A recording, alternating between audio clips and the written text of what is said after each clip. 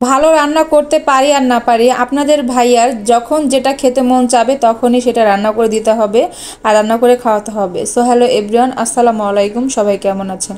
আপনাদের ভাইয়ার নাকি অনেক দিন যাবত বাসমতি চাল দিয়ে কাচ্চি খেতে ইচ্ছা করতেছে, তো ফরচুনের একটা বাসমতি চাল কিনে আনছে। এদিকে ঘরে আদা রসুন শেষ হয়ে গেছে, আপনাদের ভাইয়া আদা রসুনও কিনে আনছে, তার সাথে 1 ডজন ডিমও কিনে আনছে। তো সেগুলো গুছিয়ে নিলাম। আর এদিকে আপনাদের ভাইয়া একটা বাটার বন নিয়ে আসছে, আর এই বাটার বনটার ডিজাইনটা দেখে খুব ভালো লাগছে, মানে গোল গোল শেপ করে দিয়েছে। আমরা তো সচরাচর লম্বা বাটার বন খাই, আর এই বাটার বনটার ভিতরে একেবারে ক্রিম দিয়ে ভরা, আর এত সফট, খেতে এত মজা লেগেছে। আমার যে ছেলে বাটার বন খায় না সেও এটা খেয়ে অনেক মজা পাইছে, বলতেছে অনেক মজা, ভিতরে অনেক সফট আর একেবারে ক্রিম দিয়ে ভরা, তো এর জন্য ও খেয়ে মজা পাইছে। তো আমি আজকে বাসমতি চাল দিয়ে কাচ্চি রান্না করবো। ওদিকে গরুর মাংস ভিজিয়ে রেখেছি, এদিকে 3 পট চাল নিয়ে নিলাম।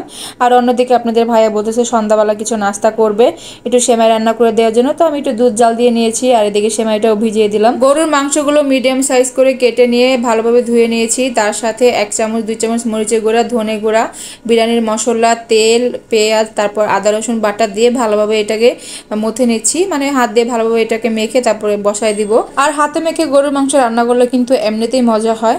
তো এইদিকে আমি আজকে এই যে হোম ডেকোরেটরের জন্য কিছু লিপন আর্ট কিনেছি, আর এটা কিন্তু আমি অনলাইন থেকে কিনে নেই।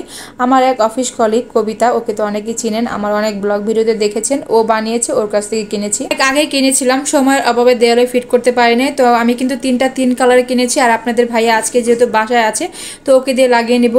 এদিকে গরুর মাংসগুলো কষানো হয়ে গেছে, তার সাথে আমি দুধ, বাদাম বাটা, তারপর হচ্ছে টক দই, সস ও পানি দিয়ে ভালোভাবে এগুলোটি কষিয়ে নিলাম। গরুর মাংস তো একটু সেদ্ধ হতে সময় লাগে, তো ডিম আঁচে দিয়ে ভালোভাবে সেদ্ধ করে নিচ্ছি। আর এদিকে আপনাদের ভাইয়া কিভাবে লাগাবে সেটা বুঝতেছে না, আর আমিও বুঝতেছি না কিভাবে লাগাবো। তো ওকে বলতেছে তুমি সিম্পলভাবে আজকে একটু লাগিয়ে দাও, পরে চিন্তা ভাবনা করে এটাকে চেঞ্জ করব। তো আসলে কাজের সময় কিন্তু কোনো কিছু মনে থাকে না, এটা কিন্তু বাস্তব কথা। আজকে আমি এটা কিভাবে লাগাবো সেটাই মাথার ভিতরে ঢুকতেছে না, তো কোনো রকম সিম্পলভাবে লাগিয়ে রাখলাম। আর এদিকে আমি আজকে কাচ্চিতে আলু দেওয়ার জন্য আলুগুলো ভেজে নিচ্ছি। কাচ্চিতে কিন্তু আলু না দিলে ভালো লাগে না। এদিকে আলুগুলো উঠিয়ে নিলাম, আর এখন হচ্ছে পেঁয়াজ বেরেস্তা করে নিচ্ছি। কাচ্চিতে পেঁয়াজ বেরেস্তা না দিলে কিন্তু ভালো লাগবে না, আর পেঁয়াজ বেরেস্তা দিলে কিন্তু একটা ভালো একটা স্মেল আসে। পেঁয়াজ বেরেস্তাটা সম্পূর্ণ হয়ে গিয়েছে, এখন আমি উঠিয়ে রেখেছি। আর এই একই তেলে হচ্ছে আমি চালগুলো ভেজে নেব। তো চালটা কিন্তু আমি 10 মিনিট আগেই ধুয়ে ভিজিয়ে রেখেছিলাম।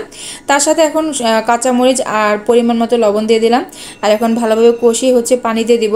অনেকে কাচ্চি রান্না করে হাফ সেদ্ধ করে নেয়, তারপর হচ্ছে ডিম আজে বসায় দেয়, মানে ভাপে বসায় দেয়। আমি আজকে ভাপে রান্না করব না, যেহেতু আমি প্রথম রান্না করতেছি, কিরকম হবে না হবে এর জন্য রিস্ক নিয়ে নেই। আমি যেভাবে পারি সেভাবে রান্না করার চেষ্টা করেছি। চালগুলো হালকা শক্ত শক্ত থাকতে আমি গরুর মাংস দিয়ে দিয়েছি, তার সাথে আলু দিয়ে দিয়েছি, তারপর পেঁয়াজ বেরেস্তা, আর এখন 3 চামচ পরিমাণ ঘি দিয়ে দিলাম, দিয়ে আমি ডিমে আঁচে রেখেছিলাম। আর এখন দেখেন কত সুন্দর হয়েছে, একেবারে ঝরঝরা হয়েছে। গরুর মাংস আর হচ্ছে রাইসটা ভালোভাবে মিক্সড করে নিচ্ছি। আর এই যে ফাইনাল কিন্তু আমার রান্না হয়ে গেছে, মানে দেখেন, দেখলেই বুঝতে পারবেন। আর খেতে এত মজা হয়েছিল যা বলার বাইরে। এই প্রথম রান্না করেছি, আপনাদের ভাইয়া বলতেছিল যে অনেক মজা হয়েছে, প্রথম আন্তাজি। আপনাদের ভাইয়া আর তৌসিফকে খাবার দিয়ে দিচ্ছি, তারাই আসলে এই কাচ্চিটা খাওয়ার জন্য অনেক অস্থির হয়ে গিয়েছিল।